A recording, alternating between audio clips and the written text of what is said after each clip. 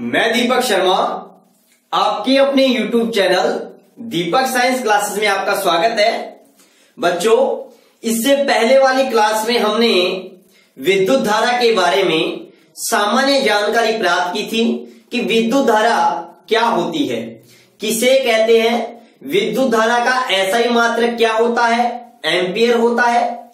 हमने ये भी बात की थी कि विद्युत धारा कैसी राशि होती है, तो बच्चों अदिश राशि होती है। और विद्युत धारा का मापन किस यंत्र से किया जाता है, एमीटर से किया जाता है। और एमीटर को परिपथ में श्रेणी क्रम में लगाते हैं। और बच्चों आदर्श एमीटर का प्रतिरोध कितना होता है, 0 होता है, ठीक है ना। और उसके साथ में हमने बात भी की थी कि 1 एम्पियर की परिभाषा क्या थी, 1 एम्पियर हम किसे कहते हैं, ठीक है। और 1 कूलाम आवेश के अंदर जो इलेक्ट्रॉन की संख्या होती है वो कितनी होती है, 6.25 × 10⁻18 होती है। कैसे आई, इसके बारे में भी हमने बात की। तो बच्चों इस चैप्टर में जो हम धारा पढ़ रहे हैं, पहली बात तो हम स्थायी धारा के बारे में बात करते हैं, जिसका मान समय के साथ परिवर्तित नहीं होता है, ठीक है ना। और अब हमारा आज की इस क्लास में टॉपिक है बच्चों ओम का नियम। क्योंकि बच्चों ये ओम का नियम हमको पढ़ना जरूरी है, क्योंकि ये ओम का नियम तो सिलेबस में हटा दिया गया, लेकिन ओम के नियम की व्युत्पत्ति है कि ओम का नियम कैसे आया, उसको कैसे ड्राइव करते हैं, कैसे व्युत्पन्न करते हैं, वो हमारे सिलेबस में है। इसलिए हमें ये भी जानना जरूरी है कि ओम का नियम किसे कहते हैं, ठीक है ना। ये बात। दूसरी बात, हमारा जो कुछ एक टॉपिक और है हमारे सिलेबस में कि ओमीय प्रतिरोध और अनओमीय प्रतिरोध, या मैं कहूं ओमीय चालक या ओमीय पदार्थ या अनओमीय पदार्थ किसे कहते हैं। वो सभी बातें किससे कनेक्ट है बच्चों, ओम के नियम से कनेक्ट है। तो बच्चों आज हम इस क्लास में पढ़ेंगे कि ओम का नियम किसे कहते हैं, ठीक है बच्चों। पहले तो अगर आपने सब्सक्राइब नहीं किया है चैनल को तो सब्सक्राइब जरूर कर ले, बेल आइकन को दबाना बिल्कुल ना भूलें, ताकि जैसे ही क्लास आए आपको तुरंत नोटिफिकेशन मिल जाए, ठीक है बच्चों। और लाइक कीजिएगा, अपने फ्रेंड सर्कल में क्लास को शेयर कीजिएगा। तो चलिए बिना कुछ देरी किए चलते हैं, अपन आगे बढ़ते हैं कि ओम का नियम किसे कहते हैं। तो बच्चों ओम का नियम सबसे पहले बात करें कि ओम का नियम किसने दिया। ओम का नियम किसने दिया, तो बच्चों ओम का नियम दिया था एक जर्मन साइंटिस्ट थे, एक जर्मन वैज्ञानिक थे, जिन्होंने सन 1828 में क्या दिया था, ओम का नियम दिया था। और उन जर्मन साइंटिस्ट का नाम था जॉर्ज साइमन ओम। और जॉर्ज साइमन ओम के सम्मान में ही ये क्या कहा जाता है, ओम का नियम कहा जाता है। उन्होंने ये बताया कि किसी चालक में अगर विद्युत धारा प्रवाहित करते हैं तो उस चालक के सिरों पर उत्पन्न जो विभवांतर होता है, उस विभवांतर का उस चालक के अंदर प्रवाहित धारा से क्या रिलेशन होता है, ठीक है। और उस रिलेशन को बताने के लिए उन्होंने एक नियम दिया, और जिस नियम को बच्चों हम क्या कहते हैं, ओम का नियम कहते हैं। तो ध्यान से समझिएगा, किसने दिया, सन 1828 में किन्होंने दिया था, जर्मन वैज्ञानिक। बच्चों ये काफी बार कॉम्पिटिटिव एग्जाम में क्वेश्चन पूछ लिया जाता है कि ओम का नियम कब दिया। 1828 में किसने दिया, जर्मन वैज्ञानिक जॉर्ज साइमन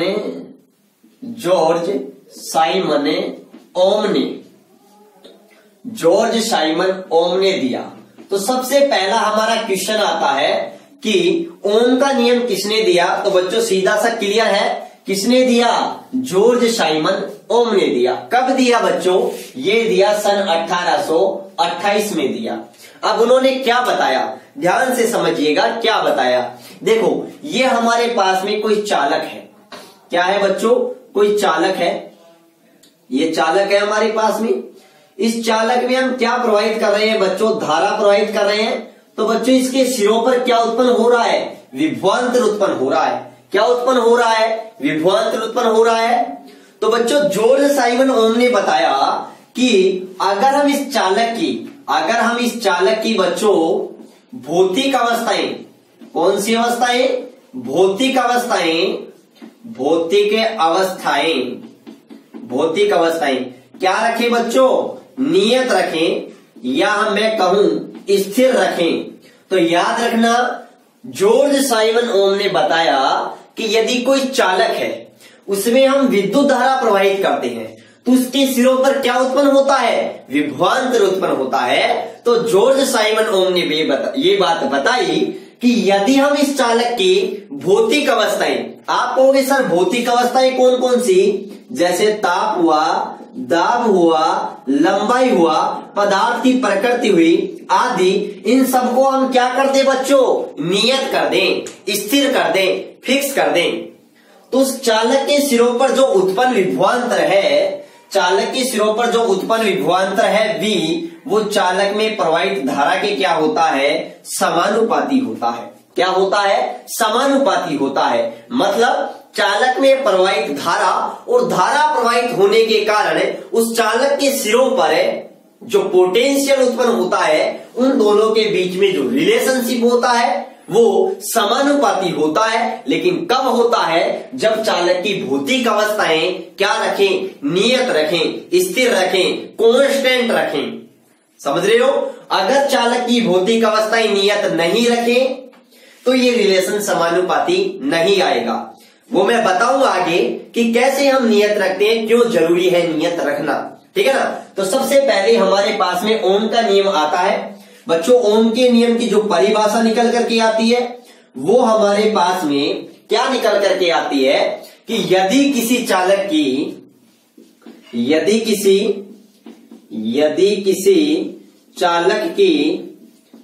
की भौतिक अवस्थाएं, कौन सी अवस्थाएं? भौतिक अवस्थाएं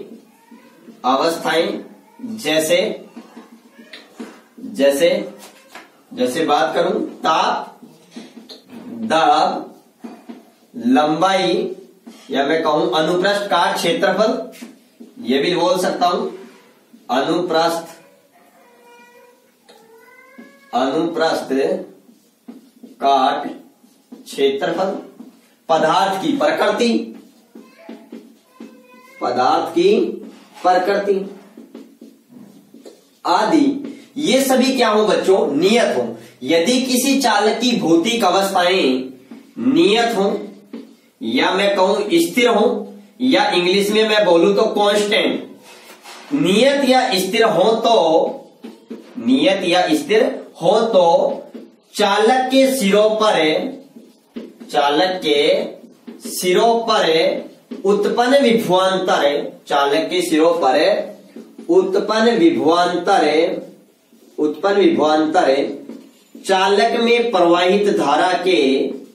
चालक में प्रवाहित होने वाली प्रवाहित धारा के या विद्युत धारा के क्या होता है बच्चों? समानुपाती होता है। और बच्चों इसे ही क्या कहते हैं हम क्या कहते हैं बच्चों?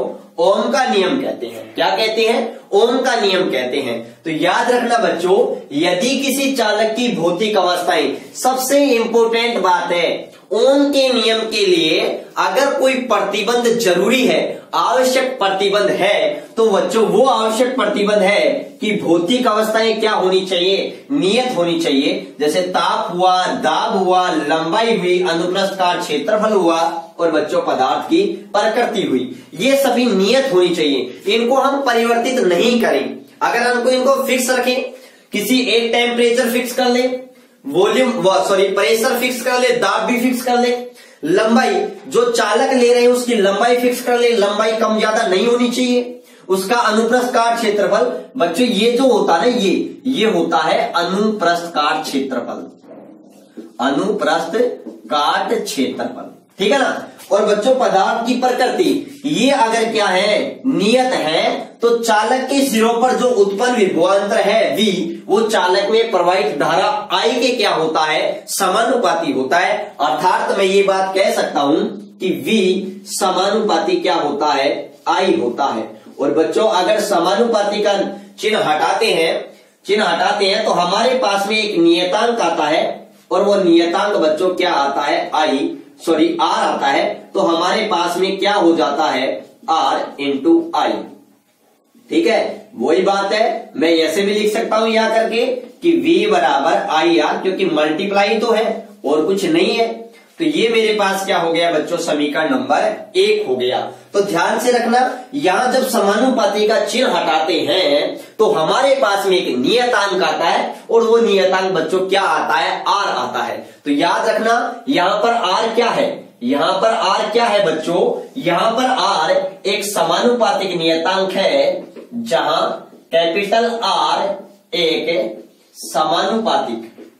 एक समानुपातिक क्या है, नियतांक है, नियतांक है या स्थिरांक है या कांस्टेंट है, और जिसे बच्चों क्या कहते हैं, जिसे चालक का क्या कहते हैं, प्रतिरोध कहते हैं, जिसे चालक का प्रतिरोध कहते हैं। और इसका मान बच्चों निर्भर करता है, ताप पर निर्भर करता है, लंबाई पर निर्भर करता है, अनुप्रस्थ काट क्षेत्रफल पर निर्भर करता है, पदार्थ की प्रकृति पर निर्भर करता है। तो बच्चों अगर हम पदार्थ की प्रकृति चेंज करेंगे तो बच्चों R में भी परिवर्तन आ जाएगा, इस नियतांक में भी क्या आ जाएगा, परिवर्तन आ जाएगा।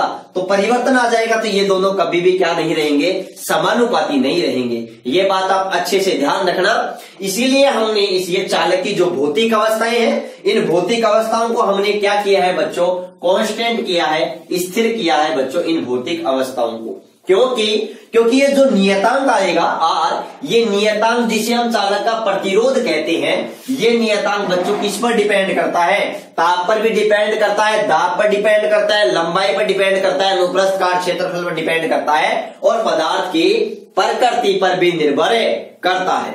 ठीक है ना, ये बात आपको अच्छे से समझनी है। ठीक है ना, इसलिए बच्चे इनको पहले ही नियत कर देते हैं, क्योंकि अगर नियत कर देते हैं तो जो इन दोनों का अनुपात आता है, जैसे मैं कहूं यहां पर मैं ये भी कह सकता हूं कि यहां पर देखो कि मैं ये भी कह सकता हूं कि V और I का अनुपात होता है वो नियत होता है, या मैं कहूं कांस्टेंट होता है। और बच्चे ये कांस्टेंट क्या होता है, R होता है। और इस R को ही तो अपन क्या कहते हैं, चालक का क्या कहते हैं बच्चों, प्रतिरोध कहते हैं। क्या कहते हैं, प्रतिरोध। तो वही बात आ गई हमारे पास में कि जो R होता है चालक का प्रतिरोध, वो क्या आता है, V अपॉन I। ठीक है ना, तो ये R होगा जो अलग अलग आएगा, समझ रहे हो। अगर देखो पहले हमारे पास में मतलब ये मान लिया कि एक जब टेम्परेचर 25 डिग्री सेंटीग्रेड है, तब हमारे पास में एक कांस्टेंट कुछ भी आया है, 5 ओम आया है। और जैसे ही ताप में कम ज्यादा कर देंगे, और किसी में परिवर्तन नहीं करे, सारी चीजें सेम है, लेकिन ताप 25 से हमने 35 डिग्री सेंटीग्रेड कर दिया, तो ये R का मान, ये V अपॉन I का अनुपात 5 में आकर के ज्यादा या कम आ जाएगा। वो डिपेंड करता है पदार्थ की प्रकृति, हमने चालक लिया है या अर्धचालक लिया है। चालक लिया है तो बढ़ के आ जाएगा, अर्धचालक लिया तो घट जाएगा। ठीक है, तो ये मैं बात करूंगा डिटेल से, प्रतिरोध के बारे में बहुत ही डिटेल से बात करूंगा मैं। ठीक है, क्योंकि ये हमारे टॉपिक से हटाया भी गया है, तो है भी, दोनों ही पोर्शन में दे रखा है, तो हम इसको जम करके पढ़ेंगे। ठीक है, जब मैं आपको सिलेबस वाले टॉपिक पढ़ाऊंगा। तो यहां पर जो V अपॉन I का जो अनुपात है वो बच्चों क्या होता है, कांस्टेंट होता है। तो यहां से याद रखना, यदि हमको V और I का मान दे दे तो R का मान आ जाएगा, I और R का मान दे दे तो V का मान ज्ञात कर लेंगे, और R और V का मान दे दे तो बच्चों हम I का मान भी ज्ञात कर सकते हैं। अब ध्यान से समझना, मेरी बात को ध्यान से समझना। अब मैं कहूं आपको 1 ओम प्रतिरोध, जो प्रतिरोध है बच्चों ये, और इस प्रतिरोध का जो SI मात्रक है, SI मात्रक वो बच्चों क्या होता है, ओम होता है। ओम किसकी यूनिट है, SI यूनिट है इसकी। ठीक है, प्रतिरोध की, ये बात याद रखना। अब आपको सर 1 ओम की क्या परिभाषा होगी, तो बच्चों याद रखना 1 ओम, ये 1 कब आएगा, ये 1 कब आएगा, जब V भी 1 हो और I भी 1 हो, मतलब V की इकाई भी 1 हो, V भी 1 हो और I भी 1 हो, विभवांतर भी 1 वोल्ट हो और धारा भी 1 एम्पियर हो, तो 1 में 1 का भाग देंगे तो 1 आ जाएगा। तो बच्चों ध्यान से समझिएगा, पहले तो आप ये समझिएगा, यदि V का मात्रक क्या होता है, विभवांतर का मात्रक वोल्ट होता है, और I धारा होती है, धारा का मात्रक क्या होता है, एम्पियर होता है। ध्यान से समझिएगा। और बच्चों वोल्ट प्रति एम्पियर को हम क्या कहते हैं, ओम कहते हैं। क्या कहते हैं, ओम। और बच्चों इस ओम का जो ओम है वो क्या है, इसका SI मात्रक है। कैसा मात्रक है, ऐसा ही मात्रक है। इस ओम का जो हमारे पास में प्रतिरोध प्रतीक चिन्ह होता है वो इस टाइप का होता है, ठीक है ना। अब ध्यान से समझिएगा, विभवांतर का ऐसा ही मात्रक क्या है, वोल्ट है। विभवांतर किसे कहते हैं, दो बिंदुओं के बीच विभव के अंतर को हम क्या कहते हैं बच्चों, विभवांतर कहते हैं। वैसे हम चैप्टर नंबर 3 की जब शुरुआत करेंगे तो वहां पढ़ेंगे विभव और विभवांतर क्या होता है। बच्चों ध्यान रखना, एक बहुत ही मजेदार क्वेश्चन बता रहा हूं जो हम एक्सपेरिमेंट करेंगे तब भी बहुत नॉलेज के तौर पर काम आएगा कि विभवांतर का मापन हम किससे करते हैं, वोल्ट मीटर से। और बच्चों याद रखना, वोल्ट मीटर को हम परिपथ में कौन से क्रम में लगाते हैं, समांतर क्रम में लगाते हैं। कौन से क्रम में, समांतर क्रम में लगाते हैं। और जबकि एमीटर को हम परिपथ में श्रेणी क्रम में लगाते हैं, ठीक है। और दूसरी बात, आदर्श वोल्ट मीटर होता है उसका प्रतिरोध अनंत होता है। कितना होता है, अनंत। और जबकि आदर्श एमीटर का प्रतिरोध कितना होता है, 0 होता है। ये दोनों ही बातें बहुत इंपॉर्टेंट है और बहुत ही काम की बातें हैं, ठीक है बच्चों। अब मैं बात करता हूं कि 1 ओम की परिभाषा क्या है।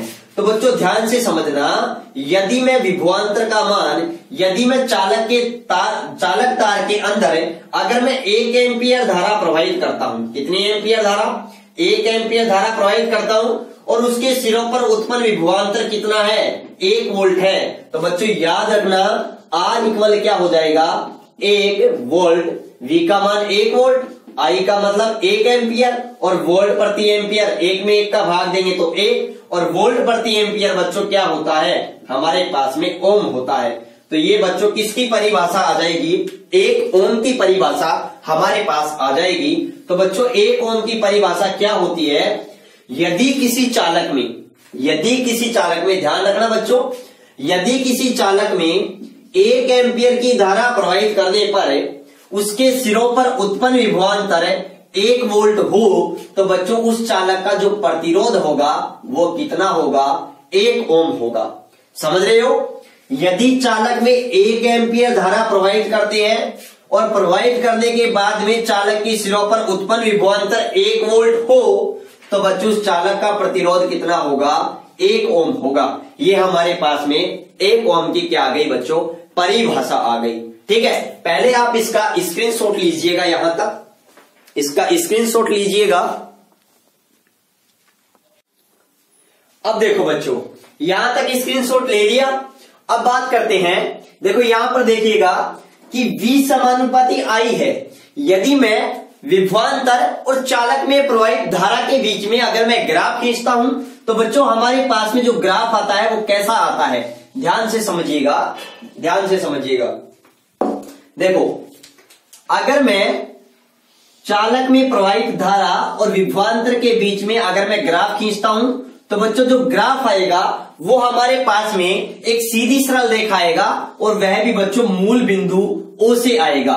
और जब चालक की भौतिक अवस्था स्थिर है तो चालक में प्रवाहित जो धारा है वो उसके सिरों पर उत्पन्न विभवांतर के क्या होती है बच्चों, समानुपाती होती है। मतलब मैं ये बात कहूं, चालक के सिरों पर उत्पन्न विभवांतर है वो चालक में प्रवाहित धारा के क्या होता है, समानुपाती होता है, ठीक है। ये बात आपको अच्छे से क्लियर होनी चाहिए, ठीक है। और बच्चों इस जो सरल रेखा है, इस सरल रेखा की जो ढाल है जिसको मैं ये ऐसे ज्ञात कर सकता हूं, अगर ये थीटा है तो यहां पर ये भी थीटा होगा। और आपको पता है जो ढाल होती है बच्चों वो किससे ज्ञात करते हैं, tan थीटा से ज्ञात करते हैं। किससे ज्ञात करते हैं, tan थीटा से ज्ञात करते हैं। तो देखो ये थीटा है तो इसके जस्ट सामने क्या होता है, लंब। tan थीटा बराबर क्या होता है, लंब बटे आधार। तो ये सामने वाला लंब है, ये आधार है। अब बच्चों ये लंब का जो डिफरेंस है, ये लंब है वो कितना है, यहां पर ये I है तो ये मैंने डेल I ले लिया क्योंकि ये डिफरेंस हो गया I का। यहां पर मैक्सिमम है, यहां पर मिनिमम, यहां इस, ठीक है। इसी प्रकार आधार है, यहां पर देखो और यहां पर देखो, ये हमारे पास में क्या हो जाएगा, डेल V हो जाएगा। ये हमारे पास में क्या हो जाएगा, डेल I हो जाएगा।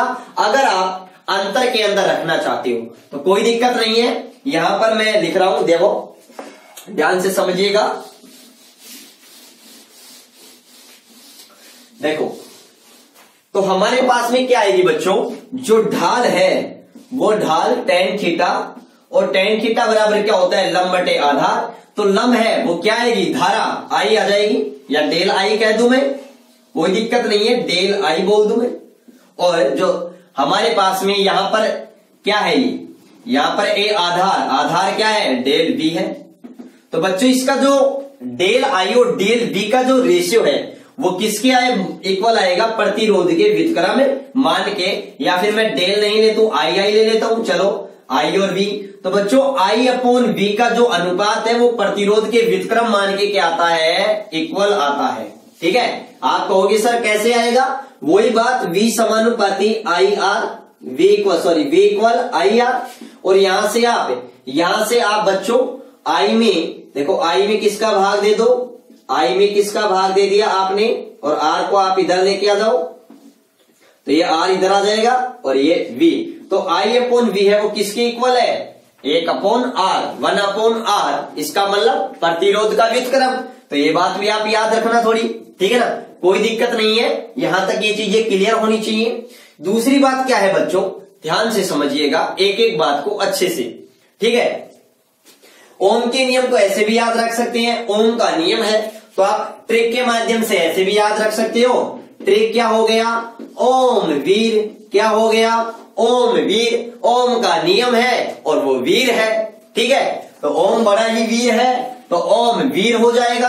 तो ओम का मतलब तो ओम का नियम, वीर का मतलब वी आई आर, तो वी इक्वल क्या हो जाता है, आई आर हो जाता है। और बच्चों मैं आपको एक ट्राइंगल से बता रहा हूं, ध्यान से समझिएगा ये बात भी अच्छे से। और वो क्या है हमारे पास में, क्या है, ध्यान से देखिएगा कि जो ये मेरे पास में ट्राइंगल है, ठीक है, इसको मैंने ऐसे बांट दिया। अब देखो ध्यान से समझिएगा,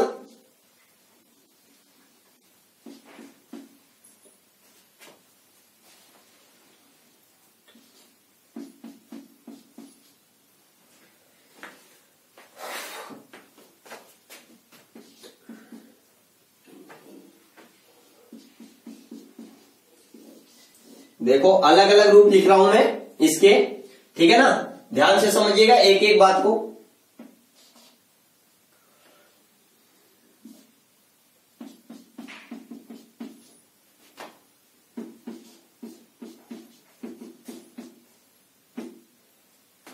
देखिए ये मैंने इसी ट्राइंगल से ये फॉर्मूले लिखे हैं, कैसे लिखे हैं ध्यान से समझिएगा, ठीक है। हम इसको इस प्रकार से भी याद रख सकते हैं, थोड़ा कोई दिक्कत वाली बात है नहीं है।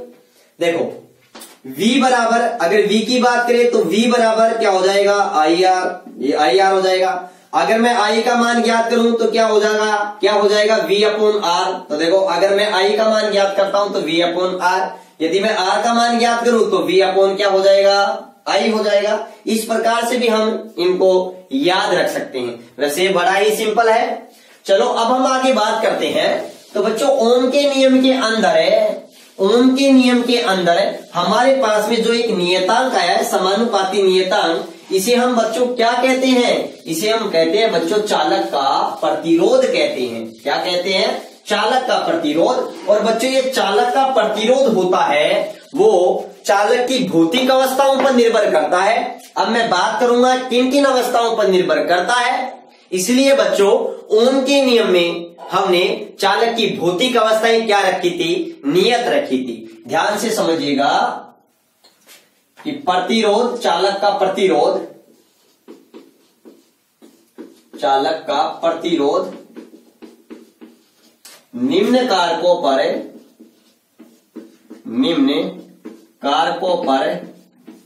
निर्भर करता है।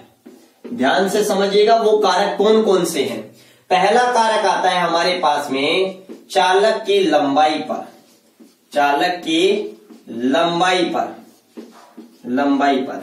तो याद रखना जो प्रतिरोध है वो चालक की लंबाई के क्या होता है, समानुपाती होता है। बच्चों याद रखना जो प्रतिरोध है वो चालक की लंबाई की क्या होता है, समानुपाती होता है। अगर आप लंबाई बढ़ाओगे, अगर चालक की लंबाई बढ़ाओगे तो चालक का प्रतिरोध भी क्या होगा, बढ़ेगा। और बच्चों अगर लंबाई कम करोगे तो चालक का प्रतिरोध भी क्या होगा, कम होगा। तो याद रखना, लंबाई बढ़ाने पर चालक का प्रतिरोध भी क्या होता है, बढ़ता है। इसलिए लंबाई को नियत रखा गया था। ठीक है, लंबाई कम करेंगे तो चालक का जो प्रतिरोध होगा वो भी क्या हो जाएगा, कम हो जाएगा अगर लंबाई कम करेंगे तो। और बच्चों समानुपाती है तो चालक के प्रतिरोध और लंबाई के बीच में ग्राफ खींचेंगे तो हमें एक सीधी सरल रेखा प्राप्त होगी। दूसरी बात, किस पर निर्भर करता है, ये निर्भर करता है चालक के अनुप्रस्थ काट क्षेत्रफल पर। किस पर निर्भर करता है, चालक के अनुप्रस्थ काट क्षेत्रफल पर, अनुप्रस्थ काट क्षेत्रफल पर। दूसरी बात, ये चालक के अनुप्रस्थ काट क्षेत्रफल पर भी क्या करता है, निर्भर करता है। और याद रखना बच्चों, प्रतिरोध है वो चालक के अनुप्रस्थ काट क्षेत्रफल के क्या होता है बच्चों, व्युत्क्रमानुपाती होता है। क्या होता है, व्युत्क्रमानुपाती होता है। मतलब अगर आप क्षेत्रफल बढ़ाओगे तो प्रतिरोध क्या होगा, कम होगा। व्युत्क्रमानुपाती, व्युत्क्रमानुपाती का मतलब है बच्चों व्युत्क्रम, और व्युत्क्रम का मतलब जो रिलेशन है वो व्युत्क्रम है, उल्टा है। इसका मतलब अगर क्षेत्रफल, अनुप्रस्थ काट क्षेत्रफल अगर आप बढ़ाओगे तो चालक का प्रतिरोध कम हो जाएगा, और अगर अनुप्रस्थ काट क्षेत्रफल आप कम करोगे तो चालक का प्रतिरोध क्या हो जाएगा, बढ़ जाएगा। अब आप कहोगे सर ये अनुप्रस्थ काट क्षेत्रफल क्या होता है, तो मैंने आपको पहले भी बताया था। देखो ये मेरे पास में दो चालक है, तो ये इनका क्या हो जाएगा बच्चों, अनुप्रस्थ काट क्षेत्रफल। ये इनका अनुप्रस्थ काट क्षेत्रफल है। एक मैंने ये लिखा, ऐसा बनाया, ये इसका क्या है, अनुप्रस्थ काट क्षेत्रफल। अब आप देख रहे हो इसका, जैसे मैं कहूं ये मेरे पास में कोई ए चालक है, ये मेरे पास में कोई बी चालक है। इनकी दोनों की लंबाई सेम है, लंबाई भी सेम है, एक ही पदार्थ है, ताप भी सेम है, सब चीज सेम है। बस केवल चेंज किसमें किया, अनुप्रस्थ काट क्षेत्रफल में। तो बच्चों अनुप्रस्थ काट क्षेत्रफल देखो ये कम है, तो वही बात है, आप ये देखो इसका मुखल्ला है वो कम है, अनुप्रस्थ काट क्षेत्रफल कम है। ये होता है अनुप्रस्थ काट क्षेत्रफल, ये होती है अनुप्रस्थ काट क्षेत्रफल।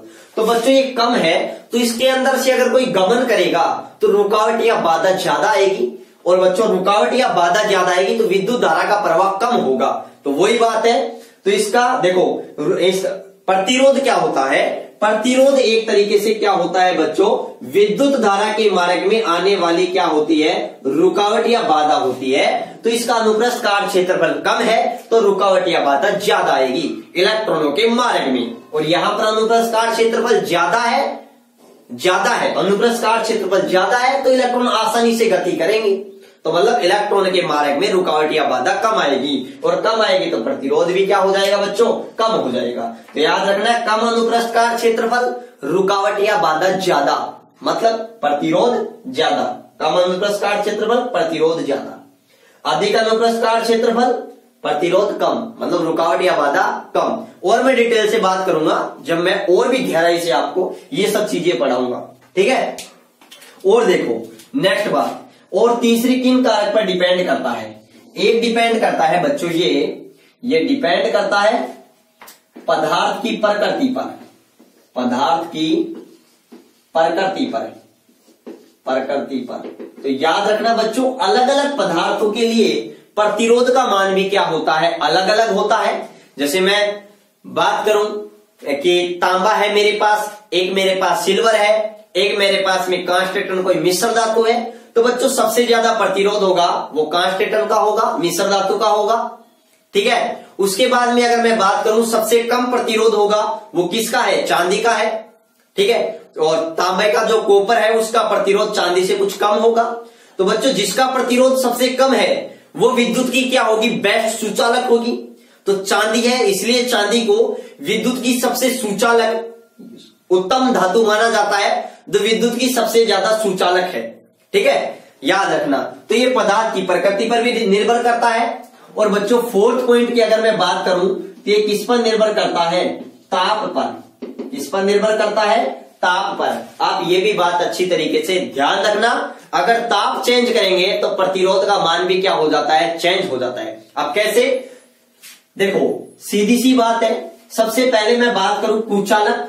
अगर मेरे पास में कुचालक पदार्थ, तो आपको पता है कुचालक पर तो कोई इफेक्ट पड़ेगा ही नहीं, क्योंकि इसके अंदर विद्युत धारा का प्रवाह होता ही नहीं। तो क्यों बात करें कुचालक की, हम बात करेंगे पहले चालक की।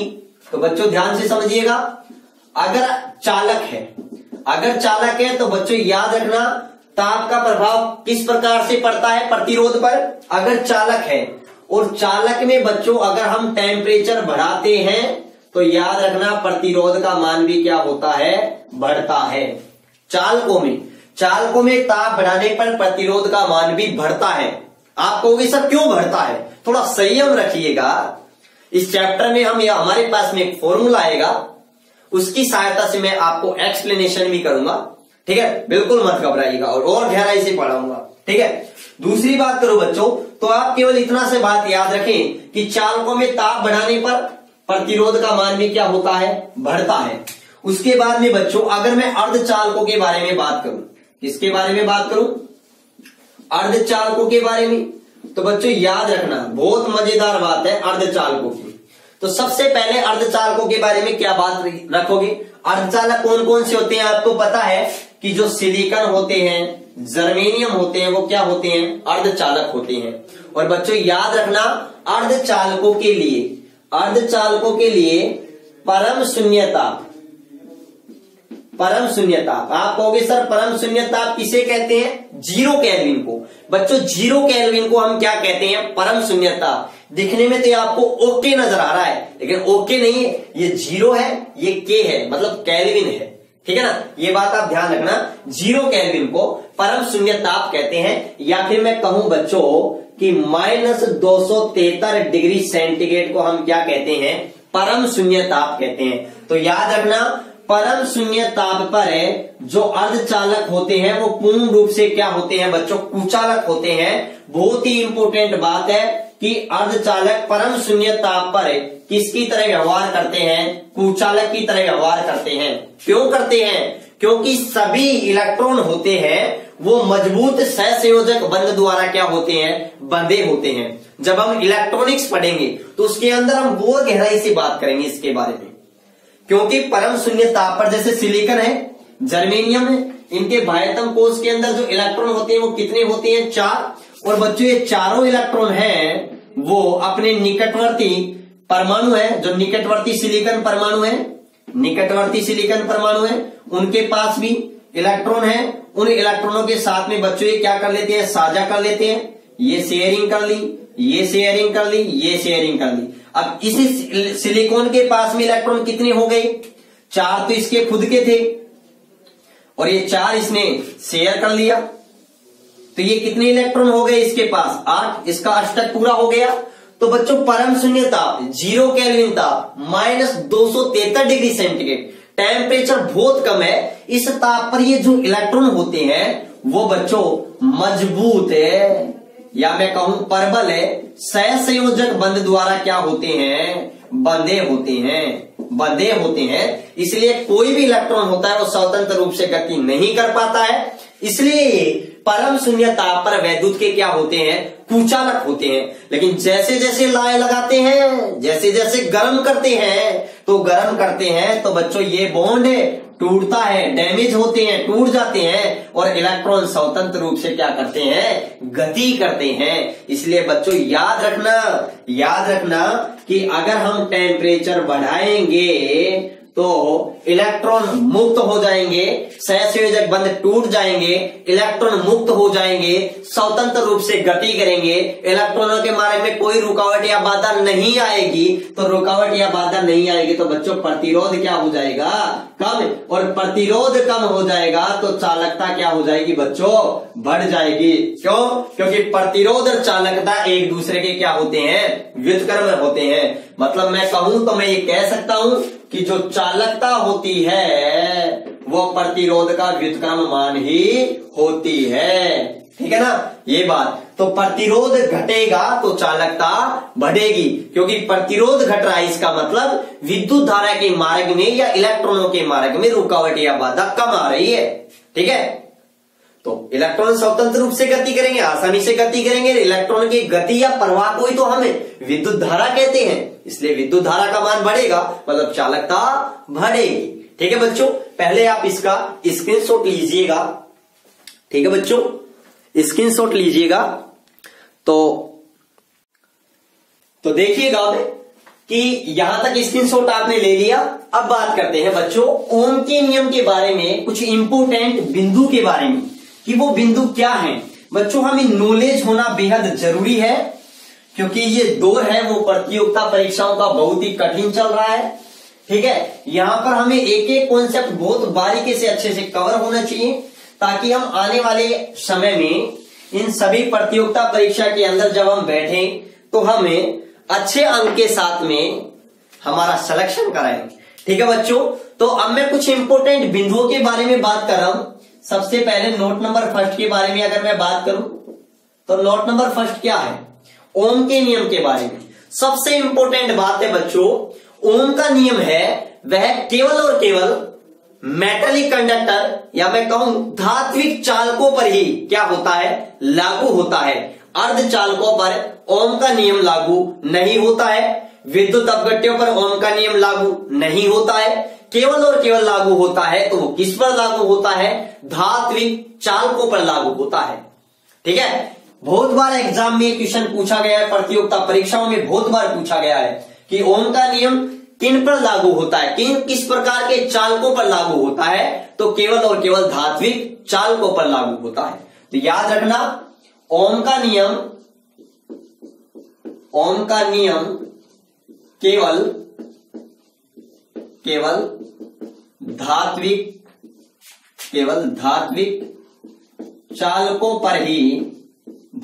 चालकों पर ही क्या होता है बच्चों, लागू होता है। क्या होता है, लागू होता है। केवल और केवल अगर ओम का नियम लागू होता है तो केवल और केवल किन पर लागू होता है, मेटेलिक कंडक्टर धात्विक चालकों पर ही लागू होता है। ठीक है, नेक्स्ट पॉइंट है नोट नंबर 2।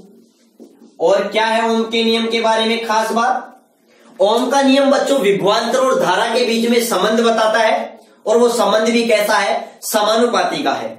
याद रखना वे सभी उपकरण या वे सभी युक्ति जिनके अंदर हम V और I का बीच में अगर वक्र खींचे, जिनके लिए विभवांतर और धारा के बीच में वक्र खींचे, और वक्र खींचने के बाद में अगर वो वक्र एक सीधी सरल रेखा में प्राप्त हो तो इसका मतलब क्या है बच्चों, वह ओम के नियम का पालन करती है। समझ गए ना।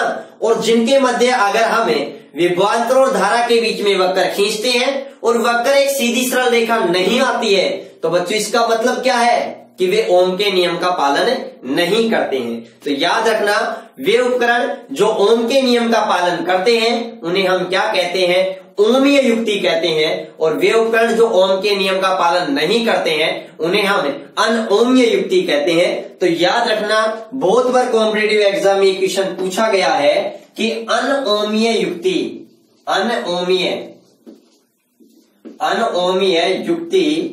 या उपकरण कौन से हैं, जिनके जो ओम के नियम का पालन नहीं करते हैं, ओम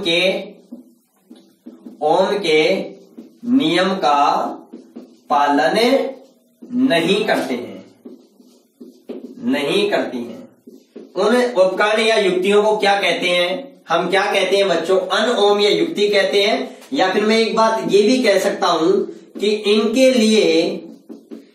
लिए V व I का वक्र एक सरल रेखा में प्राप्त नहीं होता है, एक सरल रेखा में प्राप्त नहीं होता है। याद रखना नहीं होता है। आप कहोगे सर ये युक्ति कौन कौन सी, इनके एग्जाम्पल बताइए। तो बच्चों याद रखना निर्वात बल्ब हुआ हमारे पास में, अर्धचालक डायोड हुआ, अर्धचालक डायोड पीएन संधि डायोड होता है, जिसके बारे में हम इलेक्ट्रॉनिक्स के अंदर पढ़ेंगे। और बच्चों हमारे पास में क्या हो गया, ट्रांजिस्टर हो गया, या मैं कहूं ट्रांजिस्टर भी बोल सकता हूं, ट्रांजिस्टर। और क्या हुआ, विद्युत अपघटनी द्रव हुए, विद्युत अपघटनी द्रव। ये भी आदि निर्वात नलिका हुई। ये सभी बच्चों ओम के नियम का पालन नहीं करते हैं, इसलिए बच्चों इनका जो वक्र होता है वो सरल रेखा में प्राप्त नहीं होता है। किन किन का? निर्वात बल्ब का, अर्धचालक डायोड का, ट्रांजिस्टर का और विद्युत अपघटनी द्रव का। आप देखोगे अर्धचालक जो डायोड है, अर्धचालक डायोड के अंदर जब आप इलेक्ट्रॉनिक्स पढ़ाऊंगा मैं आपको, तो उसके अंदर जब आप V और I के बीच में जब आप वक्र खींचोगे तो अर्धचालक डायोड का वक्र आपको अग्र बायस में कुछ इस प्रकार से प्राप्त होगा। किसका? अर्धचालक डायोड का। ये बात याद रखना, किसका? डायोड का, अर्धचालक डायोड का। इस प्रकार का वक्र प्राप्त होगा। अब बताओ V और I के बीच में क्या एक सीधी सरल रेखा प्राप्त हो रही है? नहीं प्राप्त हो रही है, ठीक है ना। तो याद रखना, तो जब सरल रेखा प्राप्त नहीं हो रही है, मैंने पहले कह दिया V और I के बीच में एक सीधी सरल रेखा प्राप्त नहीं होती है, तो वो ओम के नियम का पालन नहीं करते हैं। उन्हें हम क्या कहते हैं बच्चों? अनओमीय युक्ति या अनओमीय उपकरण कहते हैं, ठीक है ना। ये बात याद रखना बच्चों। ये डायोड अग्र बायस में है, ऐसे ही एक पश्चिम बायस में और भी बनता है, उसके बारे में हम बाद में बात करेंगे कि अग्र बायस क्या है और पश्चिम बायस क्या है, इलेक्ट्रॉनिक्स में बात करेंगे, ठीक है। इसी प्रकार से बच्चों अगर मैं टॉर्च का जो बल्ब होता है, टॉर्च का जो बल्ब होता है, या मैं जिसे बोलूं यहां पर टॉर्च का बल्ब, टॉर्च का बल्ब होता है, अगर उसके साथ में मैं उसका अगर मैं ग्राफ खींचूं V और I के बीच में, तो जो ग्राफ होता है वो हमें किस प्रकार का प्राप्त होता है? वो ग्राफ हमें इस प्रकार का प्राप्त होता है। किसका बच्चों? टॉर्च के बल्ब का, टॉर्च का बल्ब इस प्रकार का। और बच्चों जब मैं विद्युत अपकर्णी द्रव के बीच में, विद्युत अपकर्णी द्रव के लिए जब मैं वक्र खींचता हूं V और I के बीच में, तो हमें जो वक्र प्राप्त होता है वो किस प्रकार का प्राप्त होता है, ठीक है। ये y अक्ष पर धारा है, तो ये वक्र बच्चों हमें इस प्रकार का प्राप्त होता है, इस प्रकार का। इसके लिए विद्युत अपघटनी द्रव के लिए हमें इस प्रकार का वक्र प्राप्त होता है। तो बताओ एक बात बताओ, इनके लिए जब मैंने V और I का वक्र खींचा तो कहीं भी सीधी सरल रेखा आपको नजर नहीं आ रही है। इसका मतलब है ये V और I यहां पर समानुपाती नहीं है, मतलब ओम के नियम का पालन नहीं कर रहे हैं। तो नहीं कर रहे हैं तो ये उपकरण कैसे हो गए? अनओमीय युक्ति हो गई। क्लियर ये बातें? उसके बाद में बच्चों चलो आप इसका स्क्रीनशॉट लीजिएगा जल्दी सी, ठीक है। तो स्क्रीनशॉट ले लिया होगा। अब देखो नेक्स्ट तीसरे नोट के बारे में अगर मैं बात करूं, चर्चा करूं, तो वो क्या है हमारे पास में? तो बच्चों जो ओम का नियम है, उस ओम के नियम के हमारे पास में 12th क्लास के अंदर हम उसके दो रूप देखेंगे। कितने रूप देखेंगे? दो रूप देखेंगे। ध्यान से समझिएगा, हमारे टॉपिक में, हमारे सिलेबस में है ओम के नियम को व्युत्पन्न करना। आप कहोगे सर किस ओम के नियम को व्युत्पन्न करेंगे? V बराबर I R, ये तो सिंपल है, डायरेक्ट लिखते हैं। हम स्टेटमेंट बोलते हैं कि यदि चालक की भौतिक अवस्थाएं नियत हैं तो चालक की सिरों पर उत्पन्न विभवांतर चालक में प्रवाहित धारा के समानुपाती होता है। तो V समानुपाती I हो गया, और अगर आप समानुपाती का चिन्ह हटाएंगे तो नियतांक R आ जाएगा, व्युत्पन्न हो गया। अरे नहीं भैया, ओम के नियम के भी दो रूप हैं, ध्यान से समझिएगा, ठीक है। हम किसको व्युत्पन्न करेंगे? तो बच्चों जो ओम का नियम होता है, ओम का नियम ध्यान से समझिएगा, उसके दो रूप होते हैं। एक हमारे पास में होता है बच्चों, उसका कौन सा रूप? एक होता है हमारे पास में स्थूल रूप। कौन सा रूप होता है? स्थूल रूप होता है, बड़ा रूप होता है। और ये बड़ा रूप बच्चों वही है जो हम पढ़ते आए हैं, V बराबर I R, V बराबर I R। और बच्चों एक होता है हमारे पास में ओम के नियम का सूक्ष्म रूप। बच्चों ये बड़ा ही काम का है, ओम के नियम का सूक्ष्म रूप है। यहां पर ये ओम के नियम का स्थूल रूप है, बड़ा रूप है। ये बहुत छोटा रूप है, ठीक है। क्यों छोटा, मैं ये भी बात आपको क्लियर करूंगा। बच्चों इस सूक्ष्म रूप है, इसी को हम क्या कहते हैं? ओम के नियम का, ओम के नियम का सदिश निरूपण। क्या कहते हैं? ओम के नियम का सदिश निरूपण, सदिश निरूपण। और बच्चों ये क्या होता है? ध्यान से समझिएगा, ये क्या होता है? ये हमारे पास में होता है कि J vector equal sigma into E vector. ये हमारे पास में ओम के नियम का क्या होता है बच्चों? सदिश रूप होता है। यहां पर जो J है, यहां पर जो J है बच्चों, वो J क्या है? ये J है धारा घनत्व। क्या है? धारा घनत्व है, धारा घनत्व है, ठीक है ना। यह एक कैसी राशि है बच्चों? ये धारा घनत्व है और बच्चों ये एक कैसी राशि है? सदिश राशि है। ये बात ध्यान रखना, कैसी राशि है? सदिश राशि है। ये याद रखना, विद्युत धारा एक अदिश राशि है, लेकिन धारा घनत्व है कैसी राशि है? सदिश राशि है। और बच्चों बोर्ड एग्जाम 2016 के बोर्ड एग्जाम में एक क्वेश्चन पूछा गया था कि जो धारा घनत्व है उसका मात्रक क्या होता है? तो बच्चों धारा घनत्व जे होता है वो क्या होता है? I/A। एकांक क्षेत्रफल में, एकांक अनुप्रस्थ क्षेत्रफल में प्रवाहित धारा ही क्या कहलाती है? धारा घनत्व कहलाती है। इसका जो मात्रक होगा वो I का मतलब धारा एम्पियर, और क्षेत्रफल क्या है? Metre square. इसका जो ऐसा ही मात्रक होगा वो बच्चों क्या होगा? एम्पियर प्रति मीटर स्क्वायर होगा। इसके बारे में मैं आपको डिटेल से बताऊंगा, ये हमारे सिलेबस में है, ठीक है। यहां पर बच्चों जो सिग्मा है वो सिग्मा क्या है? ध्यान से समझना, ये सिग्मा क्या है? ये सिग्मा है बच्चों चालकता। सिग्मा को हम क्या कहते हैं? चालकता। और बच्चों ये जो चालकता होती है वो प्रतिरोध के व्युत्क्रम मान के क्या होती है? इक्वल होती है। ई क्या है बच्चों? ई हमारे पास में है विद्युत क्षेत्र, विद्युत क्षेत्र। और बच्चों ये भी एक कैसी राशि है? सदिश राशि है। चालकता एक कैसी राशि है बच्चों? अदिश राशि है। कैसी राशि है? अदिश राशि है। और विद्युत क्षेत्र एक कैसी राशि है बच्चों? सदिश राशि है। ये बात ध्यान रखना। तो इसे हम ओम के नियम का क्या कहते हैं? सदिश निरूपण कहते हैं। अब ये किस प्रकार से आता है वो हम हमारे सिलेबस में इसी को ही हम क्या करेंगे बच्चों? व्युत्पन्न करेंगे। दूसरा बात, ये हमारे पास में विस्तृत रूप है बच्चों। यहां पर V क्या है? V यहां पर विभवांतर है, वोल्टेज है, विभवांतर है। और बच्चों इसका मापन हम किससे करते हैं बच्चों? वोल्ट मीटर से करते हैं। किससे? वोल्ट मीटर से करते हैं इसका मापन। और वोल्ट मीटर को परिपथ में कौन से क्रम में लगाया जाता है? समांतर क्रम में लगाया जाता है। और बच्चों जो आदर्श वोल्ट मीटर होता है, कौन सा वोल्ट मीटर? आदर्श वोल्ट मीटर। तो बच्चों याद रखना, जो आदर्श वोल्ट मीटर होता है उसका जो प्रतिरोध होता है वो कितना होता है? आदर्श वोल्ट मीटर का प्रतिरोध कितना होता है? अनंत होता है। ये बात ध्यान रखना, ठीक है। I क्या है बच्चों? धारा होती है, विद्युत धारा होती है। यह विभवांतर कैसी राशि है? अदिश राशि है बच्चों। कैसी राशि है? अदिश राशि। धारा कैसी राशि है? अदिश राशि है। कैसी राशि है? अदिश। धारा का मापन किससे करते हैं बच्चों? एमीटर से। एमीटर को कौन से क्रम में लगाते हैं बच्चों? श्रेणी क्रम में। कौन से क्रम में? श्रेणी क्रम में। और बच्चों जो आदर्श एमीटर होता है, आदर्श एमीटर, आदर्श एमीटर का जो प्रतिरोध होता है वो कितना होता है बच्चों? 0 होता है। R क्या है बच्चों? चालकता, प्रतिरोध है। और बच्चों जो प्रतिरोध है वो कैसी राशि है बच्चों? अदिश राशि है, ठीक है। ये बात ध्यान रखना आप अच्छी तरीके से। इसका जो ऐसा ही मात्रक है वो जॉर्ज साइमन ओम के सम्मान में रखा गया था, ओम, ठीक है ना। अब बच्चों इन तीनों का मापन हमें उपकरण द्वारा कर लेते हैं। इसका प्रतिरोध बॉक्स द्वारा पता लगा लेते हैं। तो इन तीनों का मापन तो हम मोटे तौर पर किसी उपकरण द्वारा पता लगा सकते हैं। लेकिन बच्चों ये जो तीनों चीजें हैं, ये तीनों की तीनों जो चीजें हैं बच्चों, ये पदार्थ के विद्युतीय गुण हैं।